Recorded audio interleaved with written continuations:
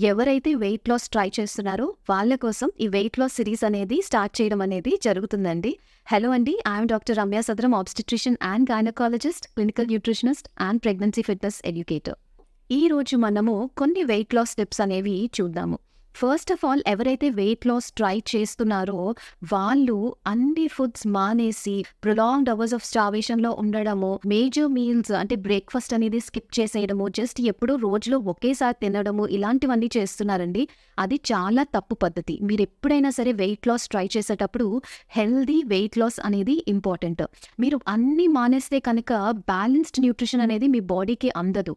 మీకు essential vitamins కానీ minerals కానీ అవి లేకపోవడం వల్ల చాలా మంది డైట్ చేసిన తర్వాత హెయిర్ లాస్ అనేది చూస్తారు. అలానే నెయిల్స్ అనేవి బ్రిటిల్ అయిపోవడము, రక్తం శాతం చాలా మటుకు తగ్గిపోవడము, అసలు ఒంట్లో ఎనర్జీ లేకుండా వీక్గా అనిపించడం ప్రతిసారి. సో ఇలాంటివన్నీ జరుగుతాయన్నమాట. సో అది కరెక్ట్ పద్ధతి కాదండి. ఎప్పుడైనా సరే మీరు వెయిట్ లాస్ ట్రై చేస్తునేటప్పుడు బ్యాలెన్స్డ్ న్యూట్రిషన్ అనేది ఇంపార్టెంట్.